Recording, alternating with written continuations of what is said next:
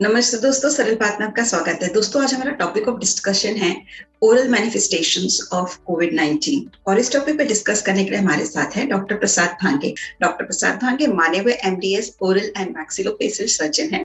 आइए बात करते हैं ओरल मैनिफेस्टेशंस इस टॉपिक पे डॉक्टर प्रसाद भांगे से। Welcome sir, welcome to our show Saral Baat. Sir, हमारा टॉपिक ऑफ डिस्कशन है ओरल मैनिफेस्टेशंस ऑफ कोविड-19। तो आप प्लीज उसके ऊपर कुछ बता सकते हैं? हाँ, डेफिनेटली।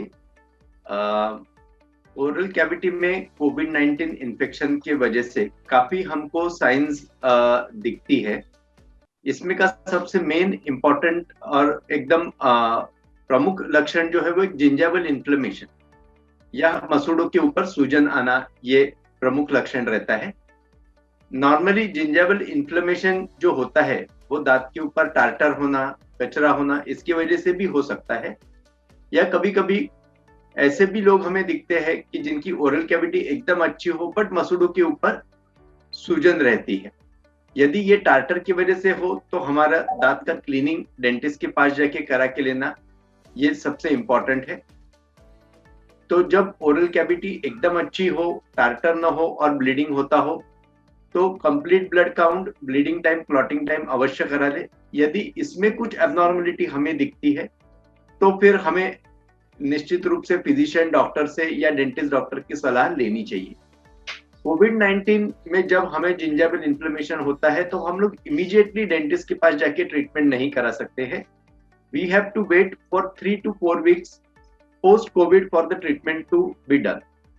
तो दैट टाइम हमको ये मसूड़ों को गम पेन से मसाज करना, थोड़ी सी वीकनेस हो तो विटामिन सी या कुछ मल्टीविटामिन कॉम्प्लेक्स टैबलेट्स लेना, ये हम लोग ले सकते हैं। दूसरा इंपॉर्टेंट लक्षण जो हमें दिखता है वो ज़ेरोस्टोमिया या ड्राई माउथ। ज़ेरोस्टोमिया या ड्राई माउथ ये सिर्फ कोविड से ही हमें दिखता है ऐसा नहीं, ये दूसरी टाइम्स या दूसरी कुछ वजह से भी हमें दिख सकता है, जैसे कि डायबिटीज हो, ब्लड प्रेशर हो, वोमिटिंग हो रहा हो, या फिर एंजाइटी, डिप्रेशन, कुछ स्ट्रेसफुल सिचुएशन हो तो हमारे सलाइवरी सिक्रीशंस कम हो जाते हैं।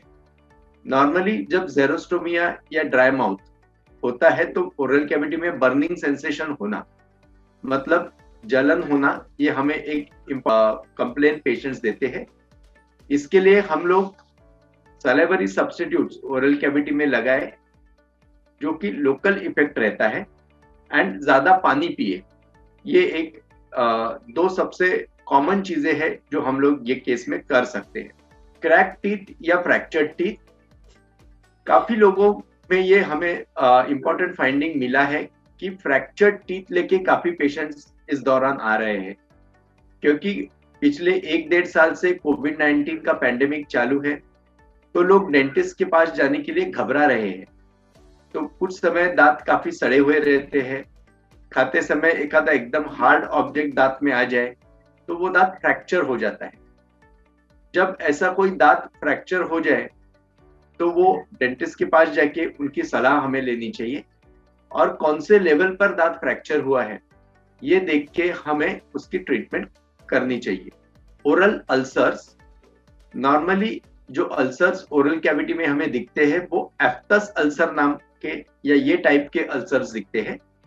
कोई भी अल्सर यदि ओरल कैविटी में हो तो उसको हम लोग लोकल एप्लीकेशन के लिए जेल्स देते हैं, जो कि ट्राइमसिलोन, एसिटोनामाइड के जेल्स रह सकते हैं, बेंजोकेन के जेल्स रह सकते हैं, या मल्टीविटामिन बी कॉम्प्लेक्स भी इसके साथ हम लोग देते हैं। एंड नॉर्मली जब स्ट्रेसफुल सिचुएशंस हो, न्यूट्रिशनल डेफिशिएंसी हो तो ये अल्सर्स ज्यादा कॉमनली हमें दिखते हैं। एक चीज जो हमें ध्यान में रखनी चाहिए कि ये जेल जब हम लोग लगाते हैं, ये लगाने के बाद आधा घंटा हमें कुछ भी खाना नहीं है, पानी तक नहीं पीना है, क्योंकि ये सब लोकल डिलीवरी सिस्टम्स रहती है, ये हम बॉडी में इंजेक्ट नहीं कर रहे हैं, तो इनका इफेक्ट खाली उतने ही एरिया में रहता है। इसकी वजह से आप यदि कुछ खाएंगे, पानी पिएंगे तो उसका इफेक्ट हमें नहीं मिलेगा। अल्सर में एक दूसरी चीज जो हमें ध्यान में रखनी है कि 1-2 वीक्स तक यदि कोई भी अल्सर हील ना हो, ये जेल्स या मल्टीविटामिन बी कॉम्प्लेक्स की गोलियां लेने के बाद, तो फिर हमें डेंटिस्ट के पास जाके एक उसका बायोप्सी या क्या कारण है ये जान लेना चाहिए। Loss of taste and smell, ये कोविड के शुरुआत के लक्षणों में भी दिखाई देता है। एंगुलर कीलाइटिस, ये एक कंडीशन है जिसमें हमें कॉर्नर ऑफ द माउथ पे पर्टिकुलरली क्रैकिंग दिखता है। नॉर्मली एंगुलर कीलाइटिस जो है वो जिसमें न्यूट्रिशनल डेफिशिएंसी मतलब विटामिन की कमी हो, इन लोगों में दिखता है। या फिर रिड्यूस्ड वर्टिकल डिमेंशन, मतलब जो काफी समय से डेंचर पहन रहे हैं वो डेंचर बराबर नहीं बैठ रहा है, ऐसे लोगों में कॉर्नर ऑफ द माउथ पे ये हमें दिखता है। इसकी ट्रीटमेंट यदि देखी जाए तो न्यूट्रिशनल डेफिशिएंसी यानी कि कमजोरी अगर हो तो उसे करेक्ट करना, जिसके लिए कि मल्टीविटामिन बी कॉम्प्लेक्स लेना चाहिए। एंड क्रैकिंग अगर होता है तो लोकल एप्लीकेशन के लिए कोई जेल्स हम लोग यूज कर सकते हैं। कैंडिडियासिस जो है वो एक इम्पॉर्टेंट फंगल इन्फेक्शन है। ये काफी सिग्निफिकेंट कोई बड़ी बीमारी हो जाए, जैसे कि बहुत सीवियर वायरल फीवर हो, बहुत बड़ा कुछ हॉस्पिटलाइजेशन हो जिसमें ओरल कैविटी निग्लेक्ट हो जाए, ऐसे केस में हमें कैंडिडियल इन्फेक्शन दिखता है। इसे अपॉर्चुनिस्टिक इन्फेक्शन कहते हैं, जब हमारा रेजिस्टेंस थोड़ा सा कम हो जाए। इसकी ट्रीटमेंट जब हम लोग कंसिडर करें तो सबसे इंपॉर्टेंट है कि लोकल एप्लीकेशन के लिए कुछ माउथ पेंट्स या जेल्स आते हैं, जैसे कि कैंडिड लोशन है, कैंडिड माउथ पेंट है, वो हम लोग वहां लगा सकते हैं। कुछ माउथ वॉश आता है जैसे कि निस्टेटिन माउथ रिंस या ओरल रिंस, या फिर कई बहुत सीवियर फॉर्म में कैंडिडियासिस यदि हो तो एंटी फंगल मेडिकेशंस या टैबलेट्स भी हमें लेने पड़ सकते हैं।